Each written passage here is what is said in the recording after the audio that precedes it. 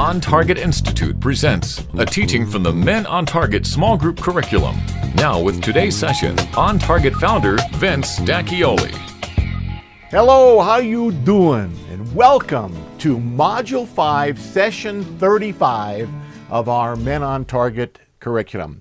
In our last session, we dealt with exploring a man and his legacy, and my good friend Craig Glass from Peregrine Ministries was here to teach us. And I don't know about you, but if you haven't seen those, I would go look them up. They were really incredible. In this session, we're going to be talking about a man and his extended family.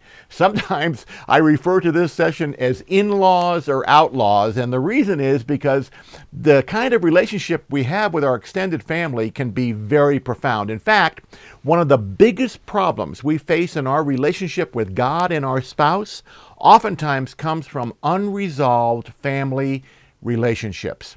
Well, where does it all begin? It all starts really with our parents. The Bible says that we are to leave and cleave. In Genesis 2:24, it says, that is why a man leaves his father and mother and is united, or the word cleave there, to his wife, and they become one flesh. Now, here's what happens, guys. Oftentimes, we will leave physically, but not emotionally. And this can happen with either the man or the woman, sometimes with both. And what happens oftentimes is that depending upon the relationship you have with your earthly mom or your earthly dad, there can be control factors that get involved there where the parents are still trying to kind of reach into your life, and oftentimes it's their issue. They're not able to let go really totally. Sometimes it can become our issue.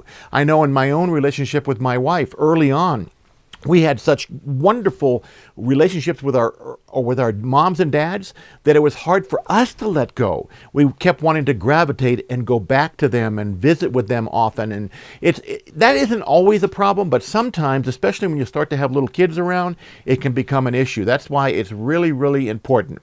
Ephesians 6:2-3 is the first commandment with a promise. Let's look at it.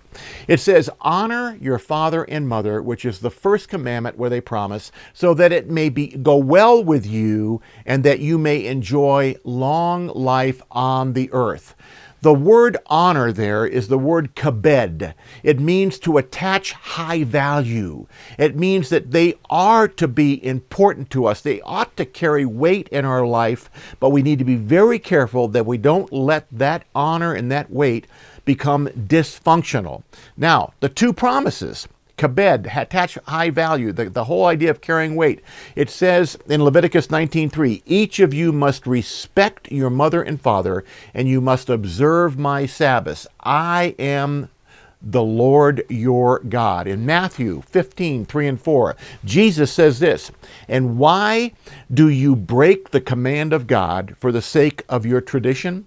For God said, honor your father and mother, and anyone who curses their father or mother is to be put to death. This is very important to the Lord, that it be well with us. And by the way, the whole idea of being well with us and the whole idea of long life, studies show the result of harboring bitterness or unforgiveness through dysfunctional relationships. It's really important that we remember. Proverbs 17:22 says this. It says, a cheerful heart is good medicine, but a crushed spirit dries up the bones. Oftentimes we don't understand the Bible is really talking about physiological things that happen in us as the result of having emotions that are not dealt with properly. We kind of deal with this earlier in our material when we talk about letting go of the past, but in this context we're talking about the proper relationship with our earthly moms and dads. And if it's not, that if we're not cheerful, the result can be a drying up physiologically of the bones and other things that happen to us in our body. Gracious words, it says in Proverbs 16:24, are a honeycomb, sweet to the soul and healing to the bones. Again, the relationship between the emotions that happen as we are encouraging one another and the physiological implications in our body. Now, it's very important that we understand and even ask ourselves some questions about what's going on when it comes to our extended family with our moms and dads. But I want you to understand that this goes beyond just our moms and dads, and it includes our extended family. That's aunts and uncles and nephews and nieces. And here is where I'm going with this. And you got to understand that every family has this person. You know who they are. It's the one that you're going to see on that special holiday at Christmas time or Thanksgiving.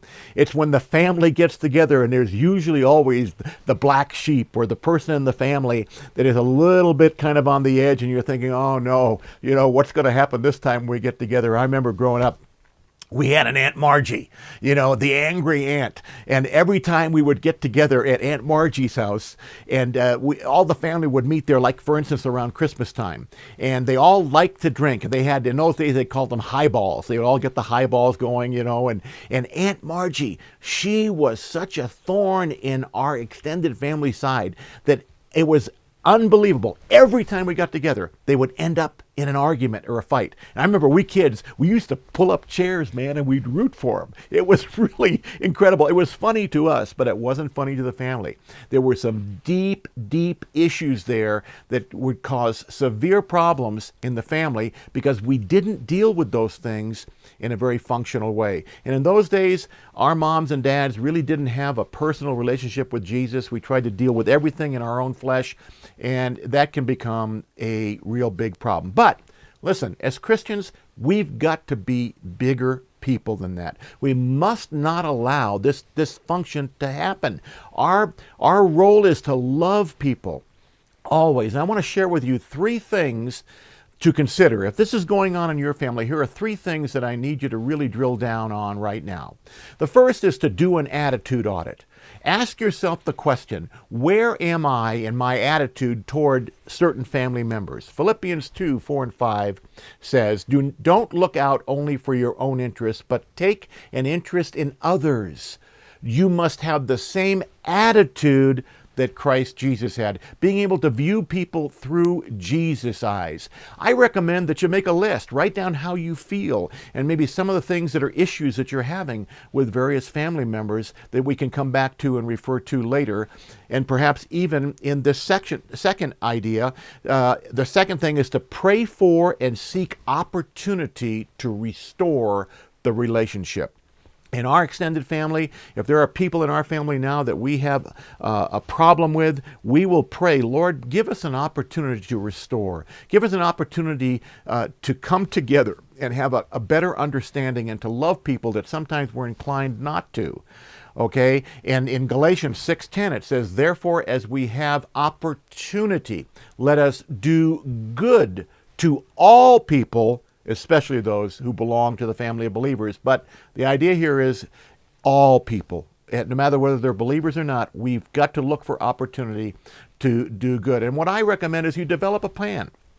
Maybe try to get together with that family member and meet over some fun activity. I had this happen in my family many years ago. There was a person that I was really having a difficult time with, and I said, you know what? Can we meet together? And I knew this person liked to go to carnivals, and they were having a carnival at my high school. I remember that in my old high school. And so we went and we just walked around during the day, and we had fun together and laughed together. And when you do that with people, sometimes all the other stuff just kind of melts away. And so develop a plan. And then the third thing is to use your gifts to bless. Use your gifts to bless. 1 Peter 4:10 says, each of you should use whatever gift you have received to serve others as faithful stewards of God's grace in its various forms. An example in my own life.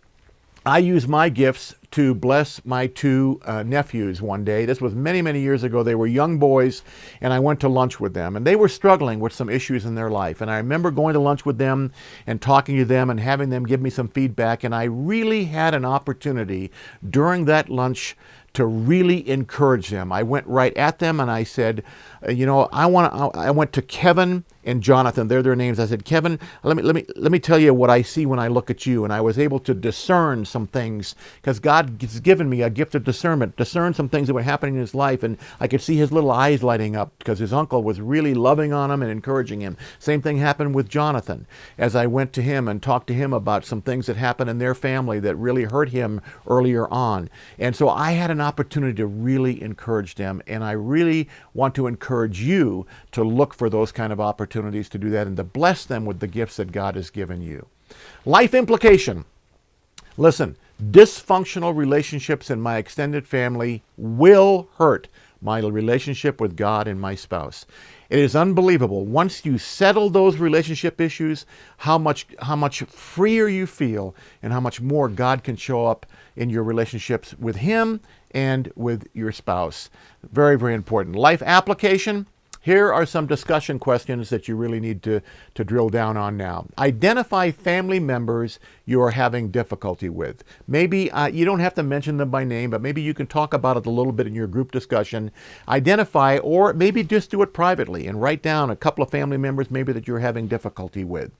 Number 2, what are some practical things that I can do as a result of this teaching that will bring healing? What are some practical things that I can do? And go back to the 3 things we talked about. Develop a plan. Write down some of the issues you have. Develop a plan. Determined to go right at it. Listen, guys, the worst thing that we can do is be in denial. And listen, denial is not a river in Egypt. Denial is just saying to yourself, well, it's not so bad, and just kind of ignoring that the problem exists. I can't tell you how many times I've watched that dysfunction happen in my own family. Not dealing with it is going to stifle you. That's why God says if you're offering your gift at the altar and they remember that you got something against your brother or he's got something against you, leave your gift and first go and what? Be reconciled. That's what God is calling us to do. So I want to encourage you, have a lively discussion and think through what your plan will be to deal with dysfunctional relationships within your extended family. Our next program, we're going to talk about a man and his friends. Until then, don't forget about it.